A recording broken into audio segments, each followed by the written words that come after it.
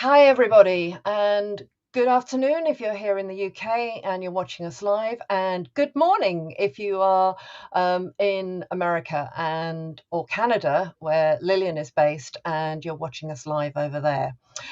I'm delighted to bring back my Awesome Women Spotlight interview series today by interviewing a very inspirational lady, Lillian Brummet. I'll tell you a little bit about Lillian in a moment, if I may. I just wanted to say to anyone that we're going through Restream to do this so that we can broadcast to 3 different channel areas. So I can't necessarily see who is commenting, if anyone is commenting in real time. It just says user. But please put your comments in. Please ask any questions. And hi, Carol Elam, great to see you here. Um, and um, and let us know. And obviously, if you're watching this on replay, by all means, put any comments in, put any questions in, and Lillian and I will pop back and answer anything that you have to say. So I'd like to introduce you to Lillian. Lillian and I met probably a couple of months ago now. Lillian reached out to me after she'd seen me doing an interview on Yvonne DeVita's show. And we got talking and found that we just got so much in common, apart from a passion of dogs and sustainability and generally wanting to help people. And Lillian is an accomplished author, and she runs the Brummet Media Group along with her husband Dave, and I'm going to talk about running a business with your husband. I warn you, Lillian, a bit later on. um, and and she has been a radio host. She's had her own radio shows, and she's successfully authored 6 books. I think it's going to be coming up to 7 when you get the next one going, isn't it? The one we've just been talking about. And like me, as I said, she's passionate about sustainability. So I hope I haven't spoiled all your thunder, Lillian, but would you like to introduce yourself? Well, thank you for that, Carol. That's wonderful. Yes, I was so inspired by the discussion that you and Yvonne had, and I've actually started networking with both of you. I'm inspired by both of you, and I really hope to continue our friendship, our online friendship. You both are doing such wonderful work out there in the world, and anything I can do to help support that or celebrate that, I would love to do that. Here, Dave and I live in Canada, for those of you who aren't aware where BC, Canada is located. It is on the westernmost side of Canada, and it's about the size of like California, Nevada, maybe a little bit of Washington. It's quite a large Wow. province. And we live in the south central area of that. It's beautiful here, absolutely pristine where we live in particular, and we moved here for that reason. It's just environmentally, it's stunning. People here are very passionate about the environment and protecting it. There's a huge food hub here. We call it the 10-mile diet instead of the 100-mile diet because we have pretty much everything here. It's a really neat place to be, and we've worked hard to get here. We moved here about 10 years ago. Dave and I worked together, as you mentioned. We've been doing so for about 2.5 decades. We've been together for about 31 years, I think, coming up, maybe 32. I can't remember exactly. and and he's the one who runs the music part of it. Part of our business. He has a studio where he teaches and repairs and maintains and creates all kinds of noisemakers down there. He specifically for the drummers and percussionists. He's also a performing drummer and percussionist. He holds the day job as well, which keeps everything running steady. And I work from home. I run the office during the day while he's away, and sometimes at night as well. And as you mentioned, we have our 6 books that are currently available. You can find them on Amazon. We're currently working on a new manuscript now, a new draft manuscript. So yes, the 7th. In fact, it's a trilogy, so there'll be 2 more after that. Um, And we run two blogs, a blog that goes out almost every day called Conscious Discussions, and another blog for musicians, particularly drummers and percussionists, and that goes out a new post every 4 days, maybe every 5 days on that blog. So we keep fairly busy. That is extremely busy in my view, because I know, I've done a bit of blogging in the past, and Mhm. I've had to give it up recently because I just don't have the time for it to dedicate to it in the way that I want to. Mm. So let's talk about your sustainability angle for a minute, because Okay. you live in this beautiful part of Canada, and I must admit I was doing some research and looking at some amazing pictures of the area, and it does look stunningly beautiful. You mentioned the 10-mile hub. Where you are in Canada, I'm taking it that it's pretty good for growing different things. Does it have What sort of climate does it have? Okay, well, it's considered a zone 5, zone 5A, something like that. So we're planting, that means your last frost after winter heading into spring Mm, is May 31st, I believe. right. And then your first frost heading into winter is about October 10th. Okay. That's uh, your hard frost. When I'm talking October 10th, you might get a Yeah. few light frosts that touch a few tender Right. things, and you might have to put some protection out. And then October 10th is when you start getting the cooler weather. Our winters aren't actually that harsh here in this particular valley. We live in this, southern area of Canada, so we don't get the extremes that you get in the northern Arctic area of Canada, which is way up there. But our winters, I think the coldest it's gotten here was like an extreme winter, which was like -20, and that was major extreme. Usually, it doesn't get below, say, 5, -5 would be our average winter day, really here. Don't have to bring out the shovel too much very often. Although there are years, we've had a year here once. I think it was the second year we moved here. Everybody was telling us, oh, it's so mild to here in the winter. You hardly have to bring out your shovel. I was like, oh, this is great. I'm looking forward to this, because of the lakes, they moderate everything. Mhm. And so, uh, that I think it was the second year we had snow. The drifts where we had been shoveling off our driveway was as tall as I was. We had to push it over because I couldn't lift that high anymore with the shovel. It was just ridiculous. We're going, yeah, yeah, to our neighbors, sure. But that was an extreme year. Brilliant. Oh, that's Yeah. amazing. So does that means that you've got a really short growing period where you are in terms of May Yes. to October, doesn't it? And is Yes. Without cover, though, if you don't Yeah, have. okay. That's just Yeah. outside. So you've g does the Food 10-mile hub, I'm fascinated by this, Mhm. because I love the idea of locality. Is there a real passion for growing there's a real passion, I guess, for growing locally and being as sustainable as possible in terms of not racking up food miles? Mhm. Absolutely. There's a huge passion for that here.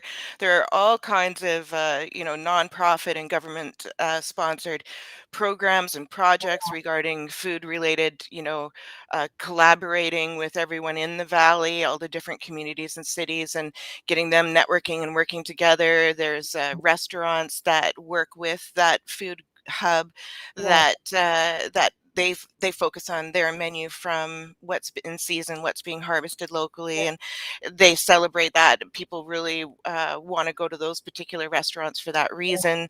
It's a real passion, and you see it everywhere in our culture. yeah, It's changing globally. We're all growing in a passion for this way, but in here particular, we've really picked it up. yes, It's really gone into like 10th gear. It's pretty amazing. amazing here what people are doing. There's food share programs, Oh, amazing. There's a bunch of volunteers will go into like a senior's yard, or say you're an executive and you don't have time to harvest from your garden or your yeah, tree, and they'll go in and they'll harvest it. They'll give you 50%. They'll take right. the other 50% and they share it with the lower income people and needy and Oh, food supply area, missions for the poor, whatever. I love They it. share that out there. Isn't that amazing? I I just love love that. this community. That is really special. It Just feels is. really good when people do that kind of thing. Yes. And one of the books that you've written is about food, isn't it? And about what you can grow in your garden, even if you haven't got a huge garden. Am I right? Well, yes, actually, yes and no, because we have a cookbook that we just produced Right. that came out in May 31st. And Mhm. yes, that celebrates gardening. It also addresses food waste. It Mm. encourages composting. It encourages buying locally, all of these kinds of things. Even a small doorstep can grow an incredible amount of food. You know, Yeah. you can grow along a fence line, put some, Yeah. hanging baskets along there, and you can start growing there. Limited space isn't really an excuse for not Yeah. growing, and you can really supplement your budget by an incredible amount, which is going to be very helpful for people in the upcoming future here with increased food prices. And so, and every little bit of green space does play a role in making the world a better place. The more that you produce yourself or purchase locally Yeah. is going to mean that the fossil fuel um, impact of your diet is much less. And that plays a role in bettering the environment. And believe it or not, these have huge impacts on the environment. Small actions like this. I absolutely agree with you. So, I mean, your other books focus very much on how you can reutilize, or the first one Hmm. is all about how you can reuse and repurpose household items that we would Yes. very much think about, oh, well, what can we do with that? We'll just throw it away, or we'll stick it in recycling. But, I love the one, for example, with the light bulb. Which I thought was incredible about how you could use the light bulb effectively to be able to darn clothes, wasn't it? And other ideas like that, which is just a way that we encouraging people to think differently. And I think that's it. We've become, as a society, we are such a throwaway culture. Mhm. And getting people just to think differently and get a different mindset on it is just incredible. Yes, though that was the entire reason behind the Trash Talk series. It's a two book series that you're referring to. Yeah, And yes, it discusses pretty much everything in your home or office, in your everyday individual lifestyle that you can do to easily make a difference and reuse and reduce and all of the R's. There's refuse and reconsider and yeah, all of these different R's that are in there that we discuss. And as well, we talk about, or creating a more eco-friendly home. We yeah, talk about composting in there. There's lots of different aspects that we talk about. And that's a huge passion for us. I mm, felt personally back in the 90s, the mm, culture was so negative. People were thinking, oh, the world's dying, so we might as well just take what we can get. And yeah, there's nothing that we can do. So they become in this state of apathy, depressed apathy. And for me, putting out that Trash Talk series was a way of combating that apathy, because I yeah, think once people understand the measurable impact that small, tiny actions yeah, actually have on their environment, for their community, for nonprofits, for all different kinds of aspects, when they realize that, they become excited. And I yeah, have actually heard that from my readers. They're like, wow, I didn't realize this is, and now they have this huge passion for doing all of these things. And that's really exciting for me. The more we can encourage people and show them that, the smallest actions does have an impact, and it benefits you as well. It's not just doing it for others or for the no, future. You benefit today by doing those actions too. yeah, I'm absolutely with you on that, and I agree with you. There was, and I think to some degree, I think in the 90s, I think it drifted into the millennia as well. This kind of feeling of apathy and that we can't stop what's happening. But I think I certainly feel it's shifted up a huge gear with the pandemic, particularly in this country. Now, talking about this country, of course, we are Mhm. hosting a big conference in the next couple of weeks, COP26, which is when all the world leaders get together. And it's supposed to be a very big conference in the sense of it's been built up to be the kind of like it has to happen and things have to change at this conference. Yet it seems like the various governments seem to be trying to self-sabotage in so many ways. What do you think would be the biggest message that we should be giving out to our world leaders as to what they've got to do to wake up and effectively smell the coffee and start acting on climate change? Quite honestly, I think waiting for someone else to Mm, take the reins and do something is maybe not the best approach yeah. for the individual. I mean, if you're politically involved and you want to reach out and write letters, that's great. Mm, Personally, I think it's our actions. I yeah. think when we go to the grocery store and we choose one thing over another, when we Mhm, shop over one store over another, one product over and over, we're making conscious choices about what we want the future to be. So every dollar, every cent that we spend is mm, actually way more powerful than any vote we can put out there. And the reason why I say that is because when when manufacturers and producers are all watching the the market, they yes. have teams and companies and billions of dollars are being spent on just watching us, what Yeah. gathering data on us. What are Yeah. we doing? Where are we going? What's our interest? And as soon as they find something, they zoom on that because that's where the money is. They're going where the money is. Yeah. We're the money. We're the ones that are driving everything, you and I. So Yeah. every single penny that we spend, every Mm, item that we choose to donate, everything we do has an impact on the future. So I think that just being a lot more conscious, a mm, lot more proactive with our dollar spendings is going to drive the future. And the more of us that do that, the faster it's going to happen. Because like I say, they're watching for those trends. When they yeah. see those trends, as they have, they've seen this green eco trend, Yeah. boom, everybody's going green, everybody's going eco. They all want to show how they're changing their businesses to being more sustainable and trying to get those consumers to come to them. Why are they doing that? That's because we've been driving them to do that. The more that we drive that, the more the changes are going to happen, because really it's the companies and the businesses that are going to drive the government more than us writing a letter and saying, hey, Mr. So and so, I personally feel you should do this. I really believe that. I do agree with you. I think that that will have a huge impact. I think that there is a, as I say, I think there is a movement there, but I also think that I don't think we should be waiting for our world leaders, but I do think that we should be putting pressure on them, because the complacency, we can't have complacency over this Agreed. whatsoever. Um, and I appreciate, I used to work in the video games industry, and we used to sell headsets and products into Walmart. And I know that the kind of software that they have and the systems that they have, they can track every square meter of their store to know what's happening within that store and how profitable it is being. They have invested huge sums of money in doing that. So yes, you're right. They're not doing that for fun. They're doing it to see where the dollar's going and to follow that dollar around. You are so passionate about sustainability, but where do you think that passion has really, and you live in such a beautiful area, but where do you think that passion has really come from?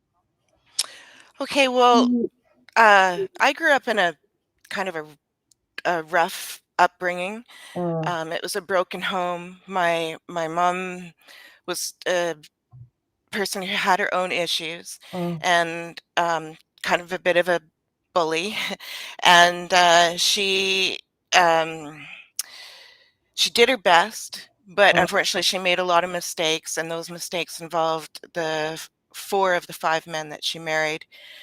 Two of them were very abusive to us, oh, me in particular. right. So all of us were on our own very, very young. I was on my own when I was before I was 14. My brothers were on their own when they were 16. Surviving on the street, as they say. It was a small town, so luckily I wasn't in the big city where it would have been a lot worse.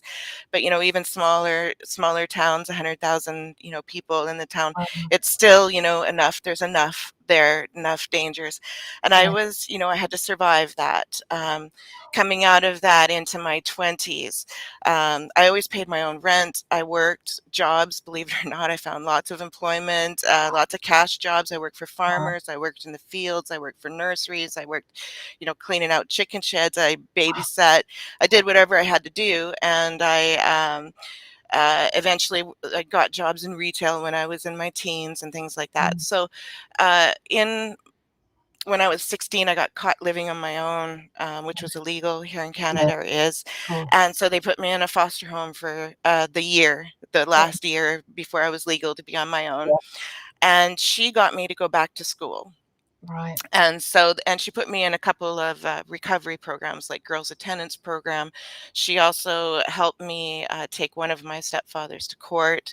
Wow. She was a very amazing person for me, but at the time, it really it ripped open wounds that I had buried and wasn't ready to deal with. I had buried with a variety of ways, but she helped me address them. And then in my 20s, I graduated with the high end of the courses. I took all the courses for that would get me into university. I wanted to go into biology. So I took all the high maths and all the high sciences and stuff like that, really intensive courses. Yeah. And then I went and I did that while I was working. And then I went and uh, I fell in love and we got married, and I decided not to go to university, but I opened up a business instead. And I Okay. ran that business for about 6 years, Hmm. and it was successful. I beat the streets, and it was, by the sixth year, I was hiring. I was thinking about pulling out some of the, Oh, we've m- lost you. you know, personal activities Yeah. and, hiring that out. And it was really growing. And then I got into a three-car pileup accident, and it took everything away. Like literally everything. Almost 2 years of, well, full 1 year of full-time therapy. The second year was part-time therapy, full-time meaning 5 days a week, 4 hours a day. So it was intensive therapy and recovery, and I never really did get everything back. And I fell into chronic depression. Yeah. Carol, I was ready to just leave the planet. I was Yeah. done. I was just like, why did I go through all of this recovery only Yeah. to have and build all this up and only to have it ripped out from underneath me? I felt sabotaged and Oh, that's undermined, and I just was just exhausted. yeah. And I was expressing this to my husband and my mom, who was we were becoming friends at the time, and she was Yeah. very concerned about my mental state and all of that. And I started exploring other careers. What Hmm. could I do that would be different, that I could make a difference, that would make me feel like my life had value, that when Yeah. I woke up in the morning, if I passed away that night, I had done something during the day, Yeah. as opposed to, just, you know, as I had done. Yeah. So that's what I was looking for, some type of legacy. And it came into writing. Writing had always been there Right. throughout my life. It had always been there, but I never considered it as a career until that point. It was that what drove me, that said that I wanted to do something that uh, yeah, that I felt like I had made a difference and left a mark, not in the way that I would be remembered me personally, but that my life had value, that I made a Yeah. difference, that there was a reason that I was alive, as opposed to just struggling and trying to exist and feeling undermined all the time. That is incredible. So that takes us up to you starting writing. And did you and Dave start the company at the same time then, in terms of or were you writing first before you formed the Brummet Media Group?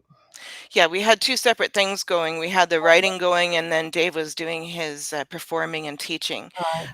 And it wasn't until I think 99, somewhere Uh-huh. around there, where we combined it into a business. And then in 2004, I think, 2005, Uh-huh. I think, it became Brummet Media, Right. where the reason why we called it Brummet Media is so that it can operate as an umbrella to everything that Yeah. we do. And it makes it so much easier when it comes to accounting and bookkeeping and, Yeah. percentage of your office and all of that. It's all combined into one thing. And yeah, it just made it simplified. Yeah. Yeah. Okay. How did how did your relationship fare while you were going through all of that trauma and depression? I mean, Dave must be a really special guy to be able to help you through that. He was my rock. Yeah, Yeah. he was absolutely my rock, and such a compassionate individual. Mm. Honestly, to have the empathy and sympathy that he has, Yeah. and the patience that he has, Yeah. it's quite amazing. He's quite the special guy. He encouraged me all the way. He's always been very compassionate about my past and helping. Mm. He's helped me with communicating. I've never been. Prior to him, I was Mm. never really able to verbalize. Writing was where I had my outlet when it Yeah. came to emotional purging. I wasn't able to communicate things that I was thinking or feeling. If I had a problem with something that he had did, I would just bury it, ignore it, bury it. And he's the one who's gotten me to open up and start saying things and communicate and that. And it's a struggle for me. I struggle with it even today, 30 years, 31 years of marriage, and I still struggle Yeah. with Yeah. opening up and being communicative, but I'm much better at it now. And that's amazing. But running a business with your other half, I mean, I I love my husband dearly, and we've been together 41 years Mm. and married 40. I couldn't do it. So how does it work with you guys? Do you have your own spaces and kind of come together as you say, as a sort of umbrella that you're still kind of running your own businesses, but you've got this partnership going on? Well, we run everything together. I'm Right. a part of his studio. He's part of that. We're 50-50 all the way through. We just Mm, take on different activities. right. So when it comes to the writing in particular, Uh-huh. uh, I might do the research. I might compile the manuscript all the while with his feedback. We have meetings weekly. We talk about what we're going to do, where we're at, problems that we're having that day or that week, and we discuss them, and often one of us will come up with a solution or at least be there to support the other person in some way. But and then he'll come in afterwards, after the draft manuscript is made. He'll come in and he'll do his magic. He'll tweak the words and the paragraphs and Right. make everything beautiful. Yeah. And then he does the formatting and all the imagery and the book cover design and all that kind of stuff. He does the tech stuff, the online Yeah. uploading of books and managing the website and providing images and ads and all of that. And I do more of the marketing and the Yeah. media appearances and the promotions. I run the blogs, so we split off. We do Mm, different activities, but we're still 50-50. We're both, heavily involved. When it comes to the studio, if there's a workshop, a group workshop, he'll call me mhm. down to be an assistant. I might greet the students at the door. If he's Yeah. having like a student coming when the other one isn't finished yet, I'll greet them at the door and get them settled in, and Yeah. those kinds of things. I manage the phone, I manage the office. Right. He does in-person stuff. I'm really kind of shy when it comes to impersonal stuff. So when we have to go to a local event or a store or go, find Yes. out how is our book supply down at the local bookstore, do we need to bring them more? Do we need to do an event or something? He'll go down and he's the one who talks to them. So he's much more charming in person than I could ever be. I don't believe that for one iota, and that's not putting him down.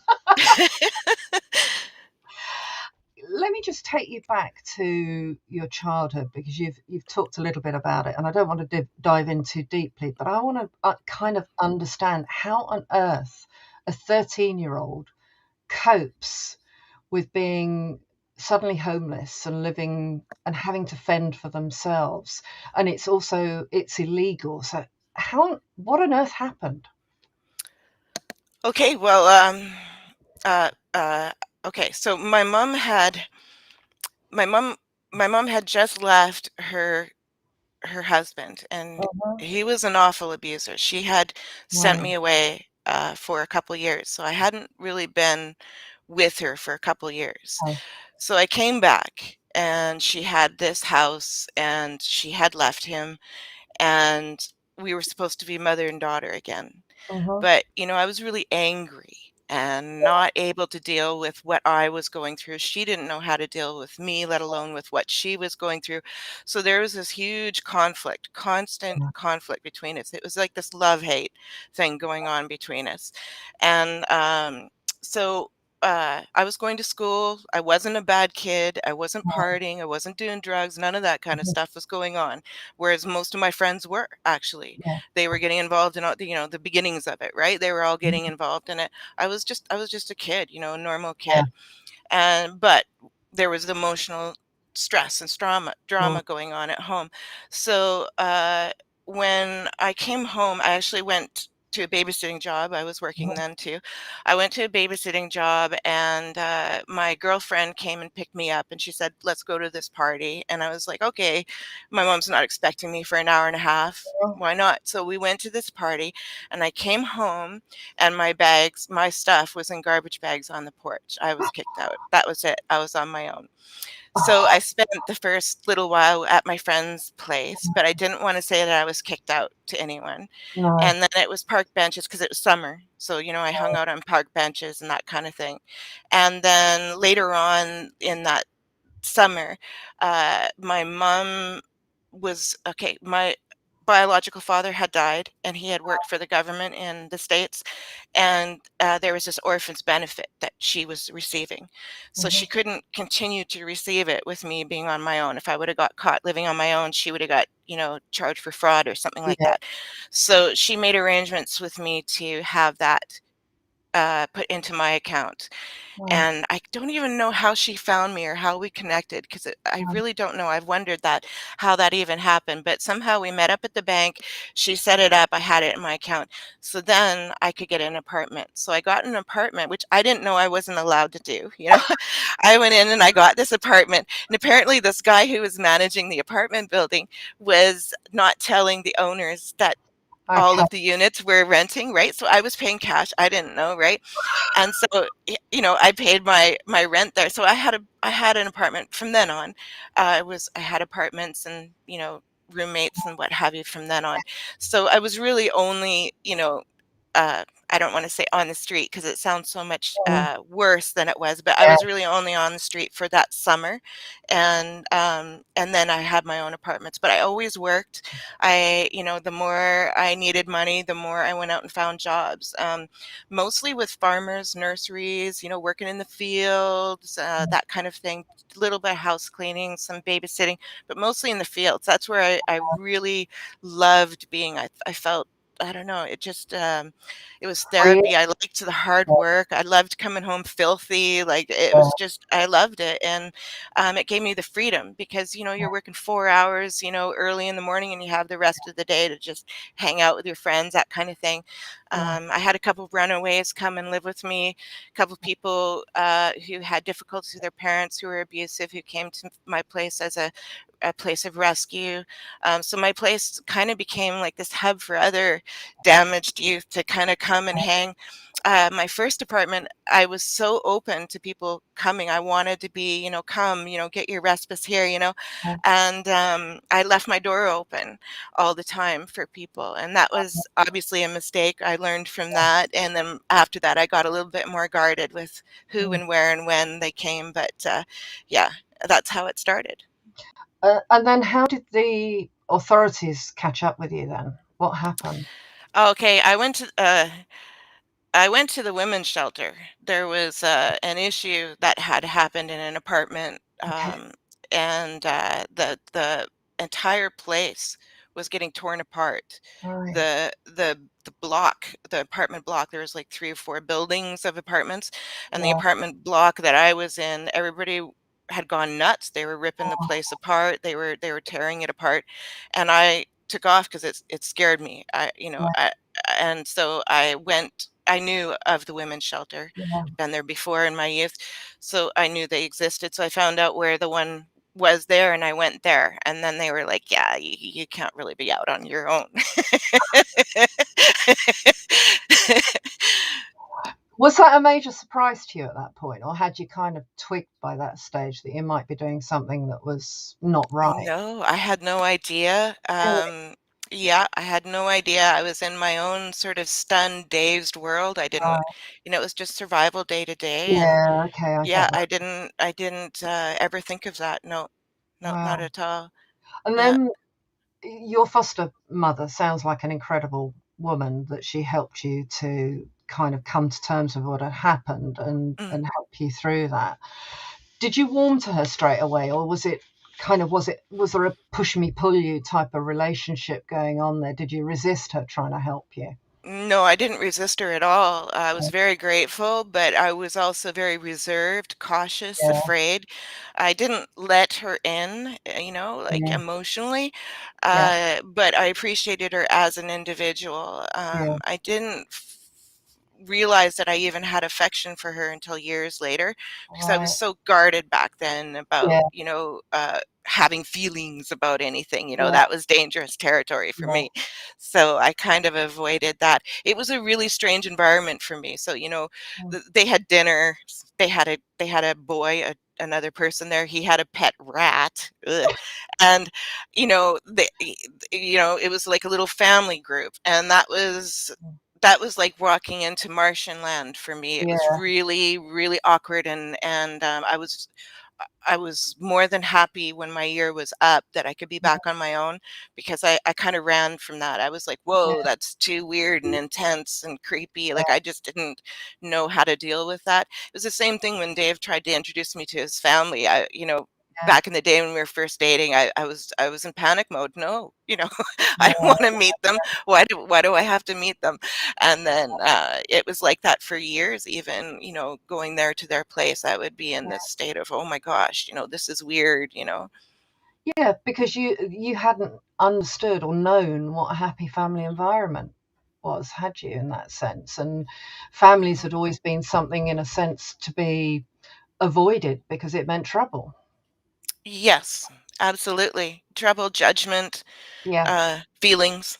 yeah, Yeah, and abuse, yeah. and that's wow. Uh, I love the way we segued back because I want to talk about what we were just talking about before we came on air as to the book that you're writing on now, and we've segued Mm. neatly back to Dave's family. Can you tell me about what you're doing at the moment? Because I think that's really amazing. Oh, thank you. Well, I spent the last few weeks going through boxes and folders and files of all of these hard copies of poetry that was written by Dave's dad. So Dave's dad passed about 5 years ago, Hmm. and he had really taken to writing in his retirement years, really studied it, really, really enjoyed the muse. And he had produced quite a bit of written materials, including short stories that he had dabbled at as a youth, and poetry and various photo collections. So we decided, in honor of his life, because we inherited the rights to his written and photographic works, that we would put it together in a trilogy. And the first one is the Book of Poetry. So Wonderful. that took me almost 3 weeks of transcribing 257 poems Wow. from hard copy into a manuscript. And then I got the foreword and the bio and the outro and the various draft writings done. And now it's ready for Dave to, do his magic too. Now, the content, of course, was already written by Yeah, dad, but I had to keep on, going through and finding the I'd find another page of it and maybe it had an author note. So I'd go back to the manuscript and make that author, so it was back and forth, back and forth. It was pretty intense. Emotionally, it was really intense, yeah, because, he expressed the grief about the loss of, the death of his wife and yeah, various things that he had gone through, and yeah, just, remembering and recalling relationship with Dave's dad. So it was quite a powerful, emotional thing. I'm glad we waited this 5 years to do yes, it, because I think we needed to have the strength emotionally to yeah, face it, and Dave especially, because now it's his turn to go through it. yeah, But I think going through it and studying and learning more about the background of Dad's life, through creating his bio and stuff, it really surprised me how much I didn't know about him. I think wow, it brought me closer to him, yeah, and I feel like I understand him better. Dad is not an expressive person, mhm, verbally. He didn't tell Dave that he was proud of him until, like, Dave yeah, was 40 or something like that. Like, those kinds of things just did not come natural to him. It's not like he didn't feel that way. It's just he no, didn't, have the express it, yeah. yeah, So, that was like a huge moment for Dave when, in his 40s when his dad did that. And so, um but he expressed himself in writing, Right. like myself, and so I just felt this bond with him and this really Amazing. powerful connection, and I'm really excited that it's gonna be coming out. It's obviously still in the draft stage. It'll be Sure. quite some time, but, people that he had impacted, dad had impacted, like Yeah. people at the Toastmasters and the open mics at the coffee shops and community centers and all these different groups and writers groups and things that he was a part of.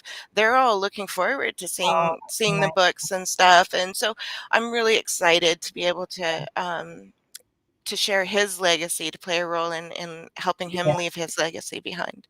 Yeah, and that's a great partnership for you and Dave to be involved in, isn't it? As a trilogy. Yes, And I imagine that Dave is probably going to find it quite emotional now to do the formatting and the illustrations and stuff like that, because it's going to bring up an awful lot for him, I'm sure.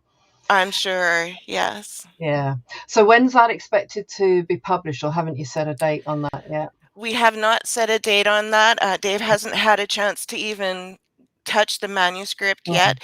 I don't expect him to have a clearance in his schedule for at least a couple weeks right. to before he can even look at it. Yeah. And then after that, it could be 6 months after that, before it's actually available on the market. He's intending on trying to integrate Dad's wild flower photographs inside the book and on the cover, but he's going to see what he can do. Yeah. We'll see what he comes up with creative wise. Yeah. Oh, that's amazing.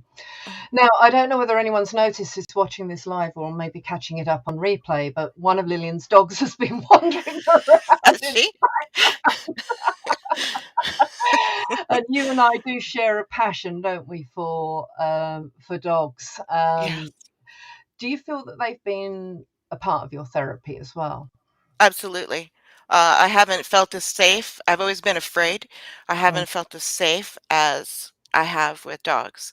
yeah. Um, I really have felt like I'm protected, Mm, that uh, security of their friendship, yeah. the love that they give me, the compassion, the love, the cuddles, but also when I'm feeling nervous, because I suffer from anxiety, so Hmm. an anxiety disorder, which means when I go out or I have stressful periods, Yeah. it feels like the same fear that people have when they go on an airplane or being chased by a bear. That's what it Yeah. feels like. So that level of fear. So I deal with that regularly, and I find that they're quite a therapy for me that way. When we go on trips and things like Yeah. that, having them there beside me is just amazing. My first dog, Sky Low, was the prince of dogs. He was an incredible protector Wow. and just a provider of love. And yet Yeah. he brought my passion for dogs forever, for absolutely ever. Every time we have an empty spot in our home, we adopt another dog from some animal shelter, and Yeah. I just absolutely love them. Yeah, the one you just saw is our youngest. She's about 2 years old now. Right. Uh, Yeah. Absolutely lovely, and I totally agree with you. I was actually out with somebody yesterday whose daughter suffers from autism, and one of the dogs that she has is a therapy dog, Mm, and it's just it has an amazing impact. And another client of mine, her son is 15, and he had some really anger management issues when before they got their dog, and since they've had the puppy, he's totally changed. I mean, it mm. is incredible what impact animals can have on us, and particularly dogs. We're so close to them. Anyway, I could talk Absolutely. dogs all day, all night, and I'd just like to say thank you, Lillian. Is there anything else that you would like to just add into the interview? Obviously, we're going to add Lillian's contact details into the comments. And there have been some lovely comments coming in about what an inspiration you are, and an amazing story that you have. And yeah, some great ideas that you've come up with. And that was when we were talking about the trash talk and all of that. So thank you so much. Is there anything else you'd like to just add? Well, gosh, I just love for people to reach out and connect with us. It's Yeah, really easy to do. You just go onto any search engine, pop in Lillian and Dave Brummet. You'll find pages of information on us and ways to connect with us on media, various different media, social networking sites, and so yeah, forth. I do have, as I mentioned, a couple of blogs. The one that I feel that your audience would be most interested in would be the Conscious Discussions blog, and I would encourage people to check that out. It's consciousdiscussions.blogspot.com, great. and they'll find all kinds of interviews and articles and what have you there. There's an About Us page or About This blog page. When they Yeah, click on that, they'll learn more about us as well and some contact information from there. So hopefully they'll drop by and check that out too. fantastic. And I'll put the links to all of that in the comments with the videos Great. as well. So Lillian, thank you. It's been a pleasure again talking to you, and I'm so glad that you reached out after you'd seen me on Yvonne's show, as I said. And I just, yeah, I love it. You're just such an inspiration. Thank Oh, you. thank you. Thank you. And for anyone who's watching on replay, as I said, please don't hesitate to put any comments in, and we'll be back to check them out later. Thanks very much, everyone, and have an amazing weekend. Bye for now.